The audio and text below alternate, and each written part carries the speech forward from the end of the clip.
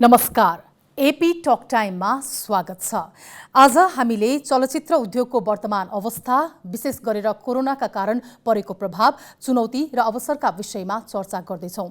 हामीसँग हुनुहुन्छ चलचित्र निर्माता संघका अध्यक्ष आकाश अधिकारी। स्वागत छ यहाँलाई। धेरै धेरै धन्यवाद।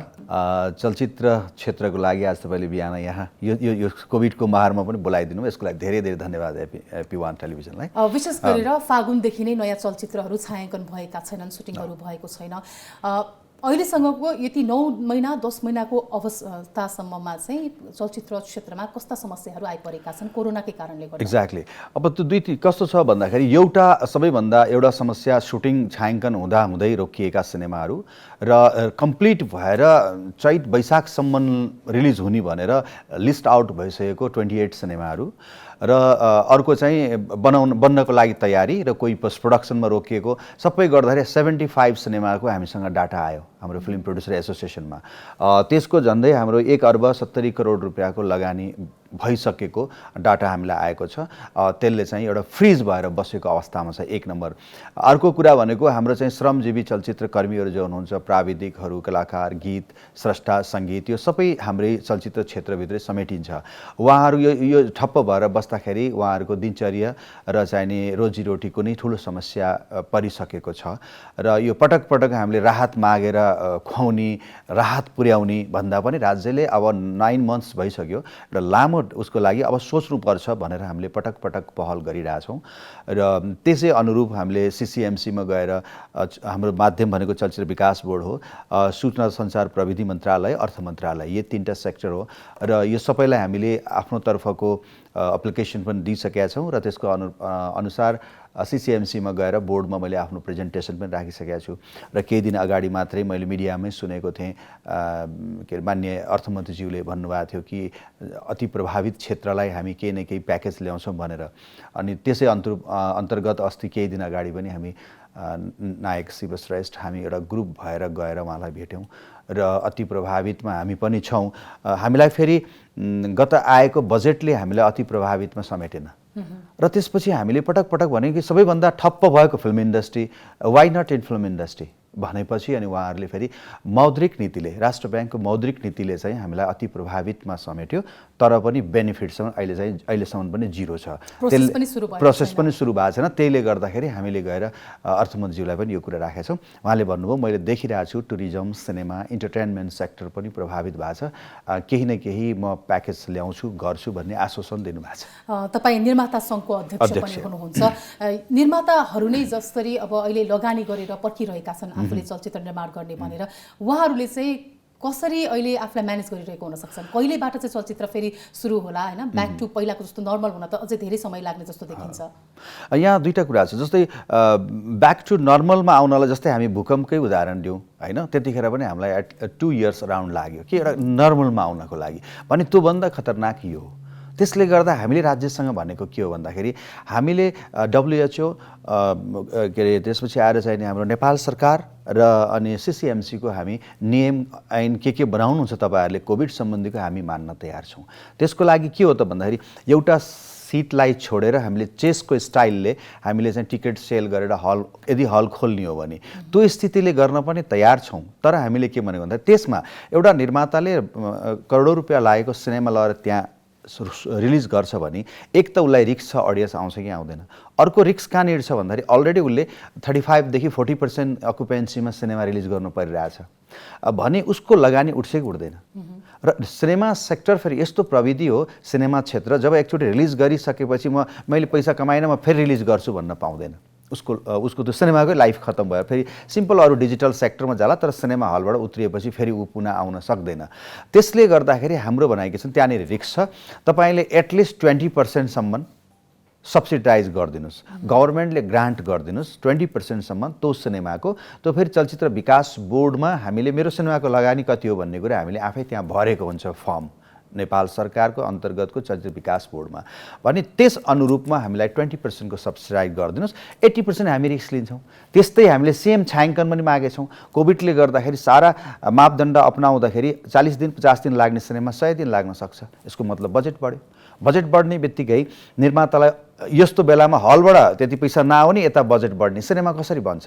त्यसो भए तपाईँहरूको प्रस्ताव त अगाडि बढिसकेको छ हैन? यसमा सुनुवाई चाहिँ कतिको सकारात्मक आउन सक्ला, नतिजा के छ? अब कस्तो छ भन्दाखेरि उहाँहरू भठा गयो, एउटा सेक्टर मात्रै होइन, हजारौँ सेक्टर छ भन्ने कुरा गर्नु छ। डेफिनेटली छ हजारौँ सेक्टर, तर त्यसमध्ये नि कुन सेक्टर मारमा परेको छ त्यसलाई पनि त भेरिफाई गर्नु पर्यो नि, होइन? हामीले नहुने कुरालाई राज्यलाई बोझ छैन हामीले भन्न खोजेको छैन। र हामी चलचित्रकर्मी एकदम संयमता अपनाएर बुझेर अगाडि बढिरहेछौँ। कहिले पनि हामीले यताउति बोल्ने, बाहिर आउने, आन्दोलन गर्ने, सडकमा जाने त्यो हाम्रो सोच पनि होइन। हामीले के भनेछौँ भने हामी मारमा छौँ, त्यसको समाधान के हो तपाईँहरूले खोज्नुहोस्, त्यसको सुझाव भनेर मैले धेरै पहिला नै मैले 9 बुँदे मैले पोइन्ट्स पेश गरिसकेको छु गभर्मेन्टलाई।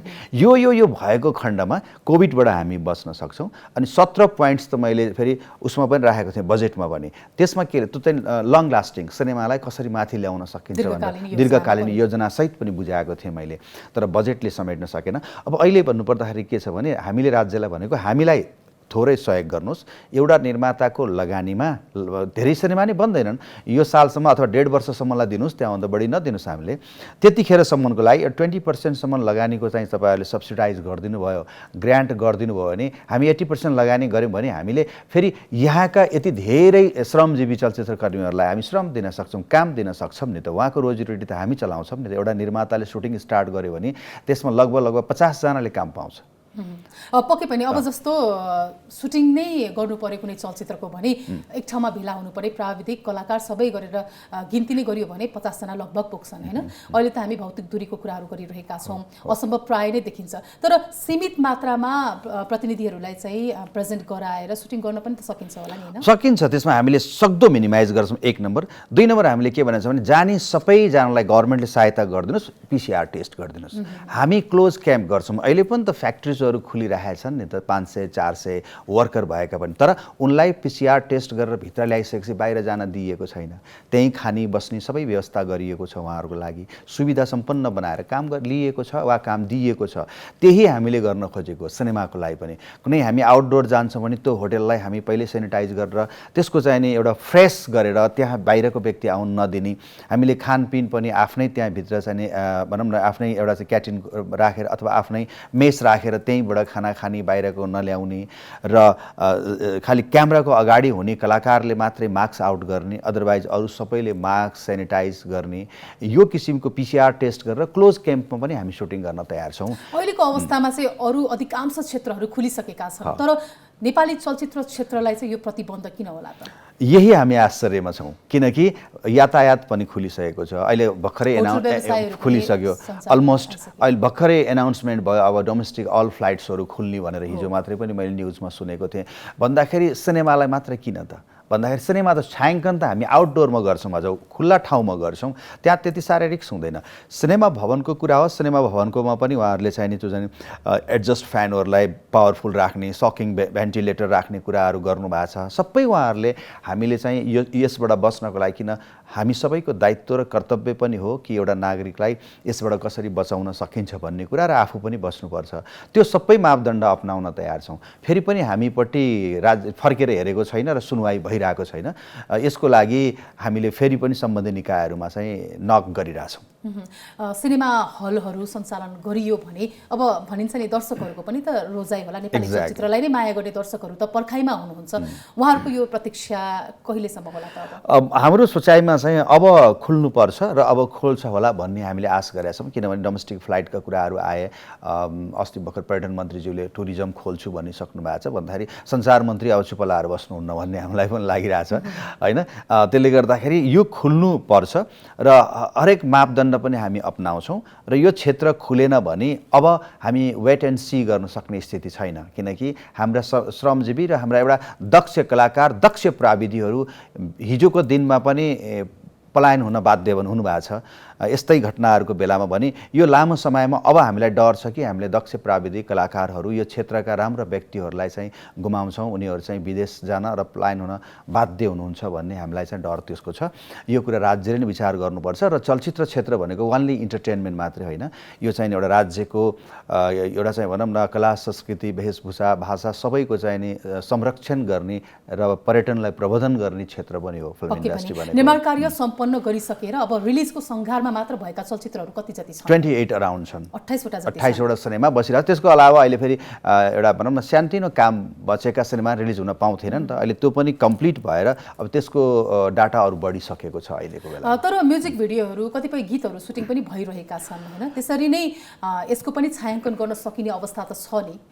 सकिन्छ, तर के भन्दा नि म्युजिक भिडियोहरूमा भनेको एउटा स्मल क्यामेरा लाग्छ, त्यसमा प्राविधिक साथीहरूको कम लाग्छ, कलाकार कम लाग्छ। तर सिनेमा भन्ने बित्तिकै प्राविधिक अलि हेभी हुन्छ, सिनेमा क्यामेरा ठुलो हुन्छ, त्यो भन्ने बित्तिकै लाइट एभ्रिथिङ एक्स्ट्रा टेक्निकल कुराहरू हुन्छ, कलाकारको सङ्ख्या बढी हुन्छ। त्यसले गर्दाखेरि पनि हामीले के भनेको भने आखिरी हामीलाई चाहेको के हो त भन्दाखेरि एकमा छ भने अर्कोमा कोभिड नसर्ने र कोभिड भएका कोही व्यक्ति छन् भने त्यो टिममा नल्याउने, ग्रुपमा नल्याउने, यति होइन त हामी कोभिडबाट बच्नको लागि। त्यसकारण त्यो सबै मापदण्ड अपनायो भने सिनेमा छायाङ्कनमा जान र सुटिङ गर्न कुनै पनि अप्ठ्यारो छैन, राज्यले बुझ्नुपर्छ। चलचित्र क्षेत्रको कुरा गर्ने हो भने विशेषतः अब कलाकारहरूको पनि एक प्रकारको लेभल हुन्छ होइन, कलाकार बाहेक अब छायाङ्कनको क्यामेरा पर्सनदेखि लिएर हामीले प्राविधिकहरू मेकअप आर्टिस्टदेखि लिएर लाइटम्यानदेखि लिएर सबैको कुरा गर्ने हो भने धेरैजना अहिले बेरोजगारी अवस्थामा हुनुहुन्छ। अब उहाँहरूलाई राहतको लागि पनि त सरकारले केही प्याकेज त ल्याउनु पर्ने हो नि होइन?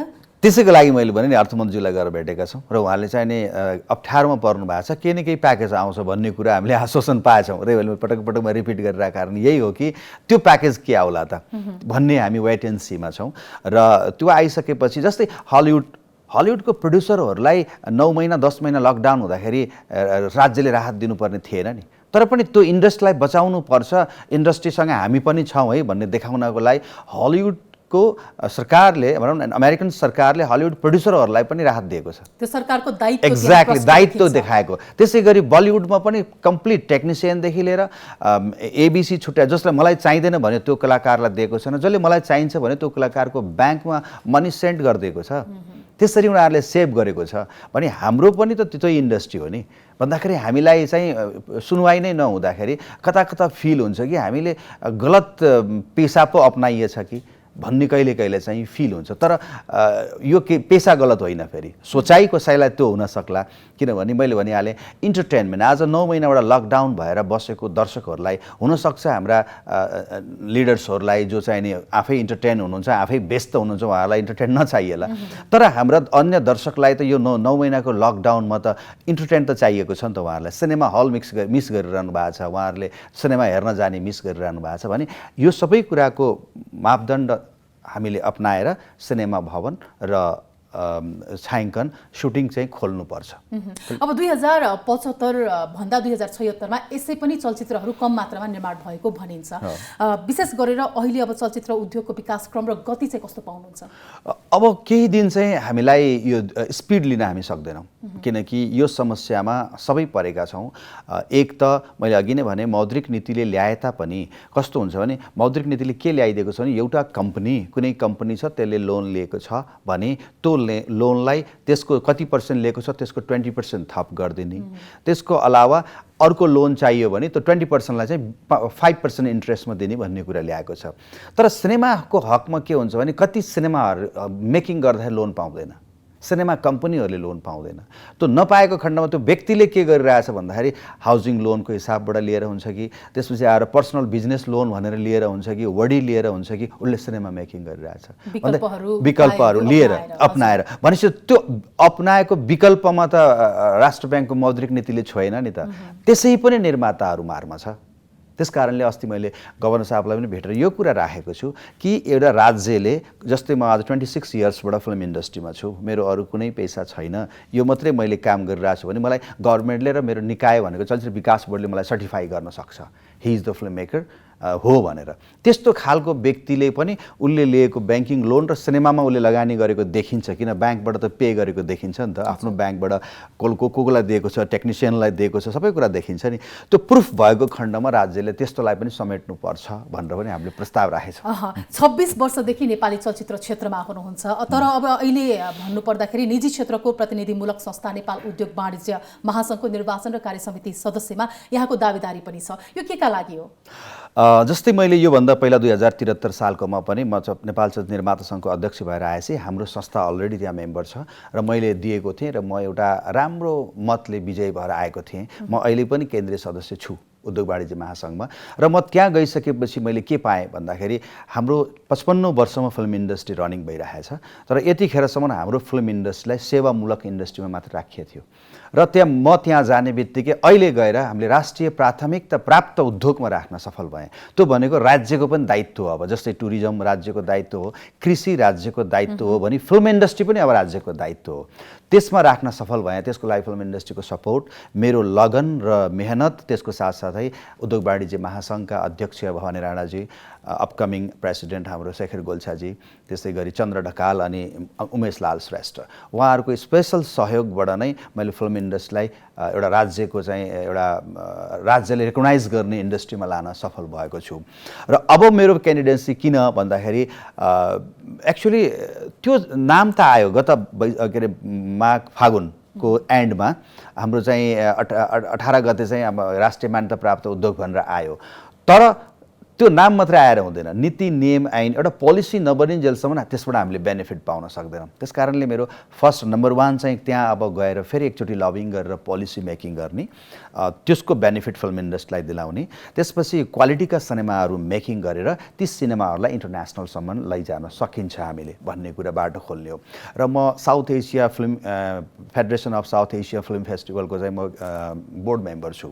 त्यसमा 46 कन्ट्रिज छन्। जस्तै 2018 मा म गएर फिल्म नेपाललाई पनि त्यहाँ रजिस्टर्ड गराएँ र साथसाथै फिल्म इन्डस्ट्रीलाई पनि रजिस्टर्ड गराएँ र मलाई उहाँहरूले बोर्ड मेम्बर पनि दिनुभयो। म 17 जना मध्येमा कार्य समितिभित्रै छु र त्यो 26 कन्ट्रीलाई नेपाल फिल्म इन्डस्ट्री र नेपाली स्वदेशी प्रोडक्ट, किनकि फिल्म इन्डस्ट्रीको लागि मात्रै म उद्योग वाणिज्य महासङ्घमा जाने होइन, अन्य प्रोडक्टको लागि पनि अन्य क्षेत्र उद्योग वाणिज्य व्यवसाय त्यो सबै सेक्टर त्यसमा भएको हुनाले म त्यसमा गएर त्यो कन्ट्रिजहरूसँग 26 कन्ट्रिजसँग म कसरी मिलाउन सक्छु त यहाँको, जस्तै यहाँको निर्यात, यहाँबाट चाहिँ हामीले जुन एक्सपोर्ट गर्छौँ सामानहरू, हाम्रो प्रोडक्टहरू, त्यसलाई पनि प्रायोरिटी दिएर काम गर्ने। त्यसपछि आएर कृषिका कुराहरू हुन्छन्, साना मझौला घरेलु उद्योगहरू, लघु उद्योगहरू, यी साना उद्योगहरूलाई बचाउन सक्यौँ भने हाम्रा धेरै शक्तिलाई चाहिँ विदेश जानु पर्दैन, किनकि उद्यमीहरूलाई प्रोत्साहन दिने। एक्ज्याक्टली, त्यसको लागि पनि मेरो चाहिँ नि यसपालिको उम्मेदवारी हो।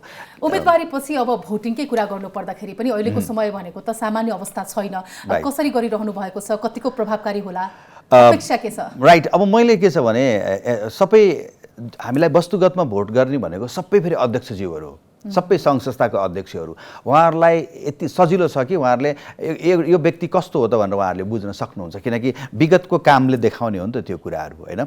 मैले फिल्म इन्डस्ट्री र उद्योग व्यवसायीहरूलाई जोड्नको लागि वीरगन्जमा 3 दिनको फिल्म फेस्टिभल गरेका थियौँ हामीले, सम्मान्य राष्ट्रपतिज्यू लिएर आएर स्वदेशी कलाकार विदेशी कलाकार लिएर आएर गरेका थियौँ भन्दाखेरि ती सबै कामले पनि देखाउँछ। त्यस कारणले होपफुल त छु, तर पनि यो कोभिडको कारणले गर्दाखेरि घर दैलो कसैलाई गएर भेट्न सक्ने स्थिति छैन।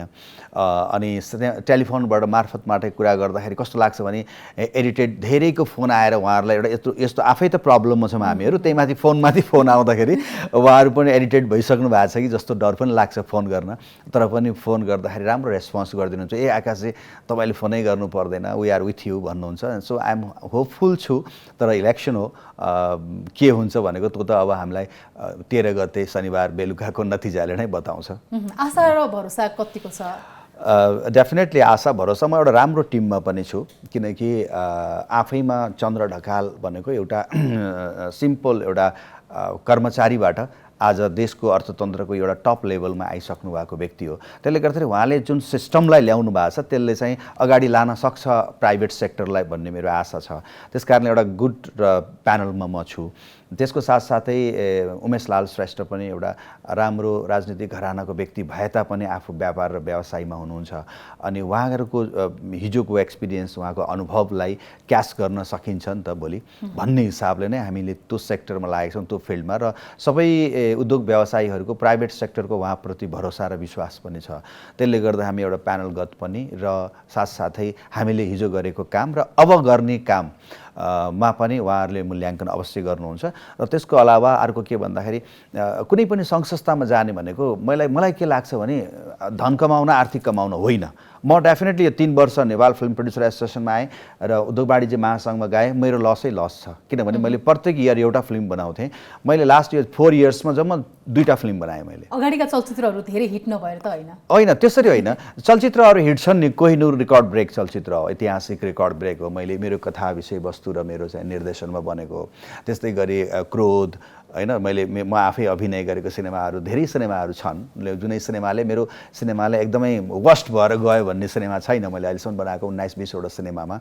र पनि त्यो 4 वर्ष मैले भनेको समय दिन नसकेर, किनकि म इलेक्टेड भएर आइसकेपछि मेरो दायित्व कि म आउन हुँदैन, मैले त्यो ट्याग झुन्डाउन, पोस्ट लिन मात्रै आएको होइन, मलाई रहर छैन। किनभने म आफैमा एक्टर डिरेक्टर भनेर मैले 7-7वटा काम गरेको छु होइन। त्यसपछि आएर चाहिँ सिनेमा इन्डस्ट्रीले मलाई आफै चिनाएको छ, मलाई कुनै सङ्घ संस्थाको साथ लिएर चिनाउनु पर्ने होइन। तर म किन आएको भन्दाखेरि मेरो सङ्घ संस्थामा पोलिसीमा के ल्याकिङ छ र म जुन क्षेत्रमा जाँदैछु त्यसमा पोलिसीमा के ल्याकिङ छ, म समय दिएर त्यो चिजलाई मोडिफाई गर्न सक्छु कि त्यसलाई सपोर्ट गर्न सक्छु कि भनेर आएको। त्यसले गर्दाखेरि मैले 4 वर्षमा 4वटा फिल्म बनाउनु पनि जम्मा 2टा फिल्म बनाएर मैले समय दिएको छु। मेरो भनाइको मतलब कि आगामी दिनमा पनि उहाँहरूले सेलेक्सन गर्दाखेरि समय दिन सक्ने व्यक्तिलाई, जसले खटेर काम पनि गर्छ, त्यस्तो व्यक्तिलाई सिलेक्सन गर्नुपर्छ जस्तो लाग्छ मलाई। अब चलचित्र क्षेत्र र निजी संस्था सँगसँगै जाँदाखेरि चाहिँ यसबाट एक अर्कालाई पुर्याउन सक्ने सहयोग चाहिँ कस्तो हुन्छ, साझेदारी कस्तो बनाउन सक्नुपर्छ? कस्तो छ भने जस्तो दूरी थियो, यो दूरी मेटाउने काम पनि मैले गरिरहेको छु। जस्तै मभन्दा पूर्व अग्रजहरू महासङ्घमा नजानु भएन, धेरै जानुभयो, तर उहाँहरू गएर विभिन्न सेक्टरमा काम गर्नुभयो, नगर्नु भएको होइन फेरि। तर सिनेमा सेक्टरमा चाहिँ म गएपछि मैले के भने, म फिल्म इन्डस्ट्रीबाट आएको, म अन्य सेक्टरमा बसेर काम गर्नुभन्दा त्यो सेक्टरको व्यक्तिलाई चान्स दिनुहोस्, त्यो बेटर हुन्छ भनेर मैले आफूलाई त्यहाँ रोकेपछि फिल्म एन्ड इन्टरटेनमेन्ट फोरम गठन भयो महासङ्घमा, त्यसको सभापति छु म। त्यो इन्टरटेनमेन्ट फोरमले के कोसिस गर्यो भन्दाखेरि उद्योग व्यवसायी र सिनेमा सेक्टरलाई जोड्ने प्रयास गरिरहेको छु मैले। र उद्योगपति जहिले पनि के हो, व्यवसायी जहिले पनि के हो भन्दाखेरि म यति लगानी गर्छु, मेरो रिटर्न कति छ उहाँहरूले हेर्न चाहनुहुन्छ। त्यो रिटर्न त पनि ब्ल्याक एन्ड व्हाइटमा, हामीले भर्बल्ली होइन। त्यसले गर्दाखेरि अहिले चलचित्र क्षेत्रले जुन बक्स अफिस लगाएको छ, त्यो बक्स अफिसको सफ्टवेयर र हार्डवेयरलाई अझै त्यसलाई अपडेट गरेर अर्थ मन्त्रालयको फुल्ली बेनिफिट छ। राज्यले ट्याक्स डाइरेक्ट हेर्न पाउँछ, कतिजनाले टिकट काट्यो भनेर। हाम्रो ट्याक्समाथि पनि वाच गर्छ नेपाल सरकारले भने, हामी नेपाल सरकारलाई त्यो अथोरिटी दिएको हामीले भने त्यसलाई अझै सशक्त बनाएर गर्ने र अनि ब्ल्याक एन्ड व्हाइटमा सिनेमाको लगानी यति हो, रिटर्न यति हो भनेर भन्यो भने धेरै उद्योगपतिहरू, उद्योग व्यवसायी व्यक्तित्वहरू सिनेमा क्षेत्र लगानी गर्न पनि तयार हुनुहुन्छ, सिनेमा मेकिङ गर्न पनि तयार हुनुहुन्छ, किनभने यो क्षेत्रलाई माया गर्नुहुन्छ। मैले अघि नै भने व्यापार मात्रै नभएर यसमा सेन्टिमेन्टल कला, सङ्गीत, गीत सङ्गीत र हाम्रो चाहिँ कल्चर, सोसाइटी, धेरै कुराहरू यो क्षेत्रमा छ। तपाईँका अनुभवले हालसम्म हेर्दा पनि नेपालका उद्योगी व्यवसायीहरूले नेपाली चलचित्र कतिको मन पराउँछन्, कतिको हेर्ने गर्नु भएको छ जस्तो? मलाई यस्तो लाग्छ त्यति साह्रै हामीले इम्प्रेस गर्न उहाँहरूलाई इम्प्रेस पार्न सकेका छौँ जस्तो मलाई लाग्दैन। कमै छ, तर पनि उहाँहरूलाई ज्ञान छ र सिनेमा चाहिँ किन व्यस्त पनि भइन्छ। जब कुनै फिल्डमा उहाँहरूले भन्नुहुन्छ, मैले जब हिजो कलेज लाइफसम्म त यति धेरै सिनेमा हेऱ्यो, किन फुर्सद हुन्थ्यो नि त। अब गएर उद्योग व्यवसायमा लागिसकेपछि त 18 आवर उहाँहरू खटिरहनु भएको छ, तब न त्यो ठाउँमा हुनुहुन्छ। त्यसले गर्दा समय त अलि गाह्रै हुन्छ। तर धेरै जसोले युट्युबबाट, अन्य डिजिटल प्लेटफर्मबाट, माध्यमबाट नेपाली सिनेमाहरू धेरैले हेर्नु भएको छ।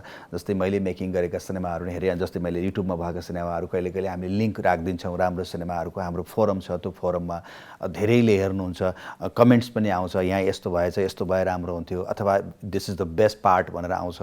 त्यसले गर्दा मैले यसरी जोड्ने प्रयास गरिरहेको छु र अझै पनि मेरो चाहना के हो भन्दाखेरि कुनै पनि वर्ल्डमा फिल्म इन्डस्ट्रीसँग जब उद्योगपतिहरू एउटा सिस्टमेटिक तरिकाले इन्ट्री गर्नुहुन्छ नि अनि त्यो सेक्टर नै माथि जान्छ, माथि उठ्छ। आशा गरौँ यहाँको उम्मेदवारीले पनि नेपाली चलचित्र क्षेत्रलाई अझ थप योगदान पुर्याओस्, थप फाइदा पुगोस्। हामी यो यहाँलाई शुभकामना पनि दिन्छौँ। अन्त्यमा अब कोरोनाको कहर सँगसँगै पनि चलचित्र क्षेत्र फस्टाउन थाल्यो। अब नर्मल उसमा ढाल्ने हो भने चाहिँ प्रवर्धनको शैली कस्तो अपनाउनु पर्छ होला त्यो बताइदिनुहोस्। यसलाई के छ भने हामीले भन्यौँ नि दुईवटा कुरा छ। जस्तै मैले अघि राष्ट्र ब्याङ्कमा गएर हामीले के दिएका छौँ भने अब सिनेमा थिएटरमा मात्रै हामी बिलिभ गरेर अथवा भरोसा गर्न हुँदैन। त्यो त मेजर चिज हो। त्यसको अलावा पनि हामीले खोज्नुपर्छ भनेको डिजिटल प्लेटफर्म हो।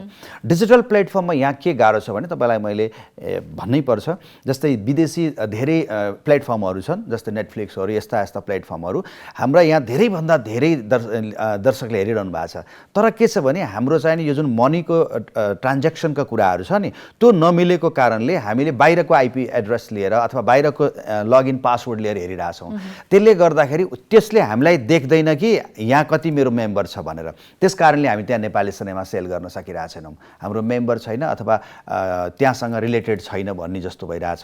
र अर्को थर्ड पार्टी एक्सेस जुन हुन्छ हामीले डलरमा पैसा तिर्न सक्ने व्यवस्था हुनु पर्यो भनेर पनि हामीले राष्ट्र ब्याङ्कलाई गएर भनेका छौँ। जस्तै मेरो भिजा लाग्यो, म 3,00,000 4,000 डलर लिएर उपभोग गर्न पाउँछु भने अन्य नागरिकको पनि त त्यही एउटै हक हो नि त। त्यो हक किन खोज्ने? त्यस कारणले मेरो राष्ट्र ब्याङ्कसँग भनाइ के हो भन्दाखेरि तपाईँले निगरानी गर्नुहोस्, मोनिटरिङ गर्नुहोस्। 1 वर्षमा यति भन्दा खर्च गर्न नपाउने भनेर मोनिटरिङ गरिदिनुहोस्। उसले जे गर्छ, जे किन्न मन लाग्छ, जे हेर्न मन लाग्छ उसले उपभोग गर्न पाउनु पर्यो। र अर्को कुरा जसरी अब हामीले यसरी ब्ल्याकमा बाहिरको चाहिँ एड्रेस, बाहिरको आइपी किनेर हामीले हेरिरहेछौँ भने के हुन्छ भन्दाखेरि जस्तै 100 रुपियाँ पर चिज हामी 200 रुपियाँ तिरिरहेछौँ र सही माध्यमबाट गएको छैन, त हुन्डीबाट गएको छ कि कहाँबाट गएको छ वी डोन्ट नो द्याट। तर पैसा त गइरहेछ नि त। त्यो कुरा पनि रोकिने भयो। अनि राष्ट्र ब्याङ्कले चाहिँ त्यो कुरा रोकिदिएको खण्डमा बरु जसले युटिलाइज गर्छ त्योबाट 5% 10% तिमीले तपाईँ ट्याक्स लिनुहोस् भने राज्यलाई पनि माथि आयो, हामी कन्ज्युमरलाई पनि के भयो त भन्दाखेरि कममा त्यो उपभोग गर्न पाइयो। त्यसले गर्दा सबै कुरा सिस्टममा हालिदिनुहोस् भन्ने यो प्रस्ताव पनि नेपाल चलचित्र निर्माता सङ्घले पेश गरेको छ। हस्, यो समय र संवादको लागि यहाँलाई धन्यवाद। Thank you so much. कार्यक्रम एपी टक टाइममा हामीसँग चलचित्र निर्माता सङ्घका अध्यक्ष आकाश अधिकारी हुनुहुन्थ्यो। एपी टक टाइम अहिलेलाई सकियो। एपी 1 हेर्दै गर्नुहोला। नमस्कार।